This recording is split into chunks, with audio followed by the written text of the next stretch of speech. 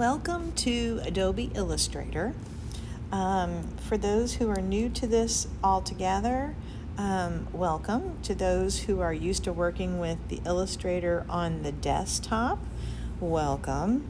There are going to be some similarities that you have from one to the other, but I'm going to treat it as if we haven't really worked with some things before, because I'm using this in some other classes as well.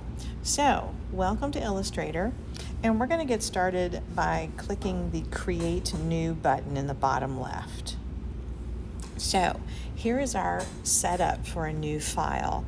Most of the things that we're going to work with will be printed, so making sure that the print menu is selected. Over in the units of measurements, you will see that there are opportunities for inches, and we're going to choose inches as our selection of size. You can orient your paper vertically in a portrait format or in a landscape version, the horizontal. I'm going to set mine to horizontal at the moment. All right. And down below, you'll see the color mode is set for CMYK, and that's when you're working to print something out with specific inks. RGB is if you're creating something merely to be viewed only on a screen. So we're going to choose and always make sure that CMYK is chosen. You're welcome to give a title to this file.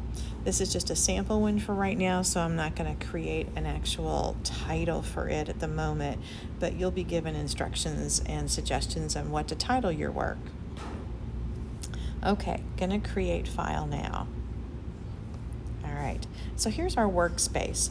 On the left-hand side, we have the selection tool. It's a little arrow here at the top. And when we draw any object, we'll select a tool with that sometimes, and we will also select our objects that we've drawn. Speaking of drawing objects, down here you see a square tool or a rectangle tool, but the longer I hold, you can also see that it could make a circle or an ellipse or a triangle or a star. All right. Moving down further, we have a white circle right here. All right, and that white circle, if I tap on it, will open up a color grid or color picker. It has currently a setting of white right now. We can choose not to have any color if we want, or we can choose from any number of colors around this color wheel. All right, and notice as I move this color around, the color in the box here changes, right? So I could choose and move this little guy over here and say, oh, I'd love to have orange. Well, this little top right corner of the box would be the pure orange. If I selected any orange going to the left, see how it's getting lighter. It's what we call a tint. If I go down, that orange is getting darker, almost brown to black. If we go diagonally, the orange starts to get gray. So this allows us to choose what flavors we want to work with in our project. So I'm currently working with a color to fill my object or fill our shape with when we draw it. All right, I'm going to choose this bright green here, and we're going to do the same thing down here for this little round ring. This round ring means the outline stroke of our object that we're drawing.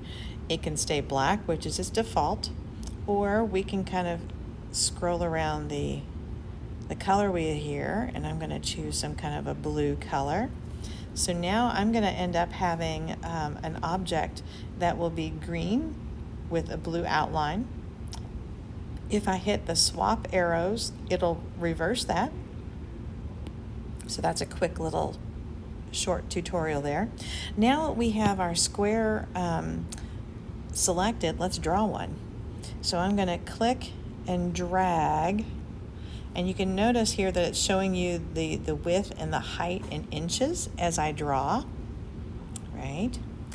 Another little shortcut, what if I didn't want a rectangle, but I wanted truly a square, a perfect square? There's a circle down here in the bottom left-hand corner. All right, this is considered an alternate button. For those who have worked on the computer, it's like your Alt key. So as I click and drag to make a square, I hold down that button with my left hand finger or my opposite finger that's not doing the drawing, and you can see this magenta line going diagonally through. And it's showing us several things. That diagonal means that this is going to stay a perfect square no matter how large or how small I make it while my finger is on that circle. It also tells you at the top of this design page that this shape is locked, it's constrained. And you can even see by the measurement, look at that, 3.11, 3.11 for height and width, or 12 there. So when I let go, it remains a perfect square. For the outline stroke, you'll see that in the bottom here below the actual selected object, there are options. This one right here allows me to adjust the stroke width. So I can click on that and then just glide left and right and left and right and decide how fat or how skinny I want my outline stroke to be. All right. I'm now going to use this selection tool to select the other square. In this one now, I'm going to look at the little square on top of a plus square. That means I'm going to make a duplicate or a copy. So I'm going to tap on that, and notice how it says duplicated at the top of my page. I can now grab the duplicate and move it away with my finger. I can do another one and then move another one. Just like on our computer, every time I draw a new one, it stacks on top of the previous one. You can see here.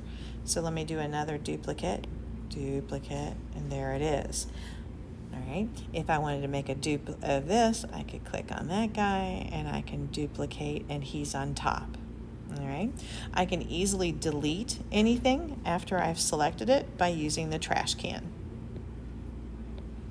I could lock an object if I don't want to accidentally harm it or do something silly to it, so it won't let me move it. See how it won't let me touch it? All right, until I hit the little unlock, and then now it will let me move and adjust it. So it has a built-in safety feature. Another unique thing is that whatever object is selected, let me select this broad one here, there is a stack of little papers here, and this means I can change the stacking order of my object. I can move that to the back, I can move it to the front, I can move it to the back, I can move it to the front. So I can change the order of how the objects are stacked by the little stacked papers. So those are some handy tools that come underneath every object as we work with them. One last opportunity is for opacity, to be able to see through an object to another object. That's this far left, all right? And so if I reduce the solidness of this shape, I can now see through to the object below.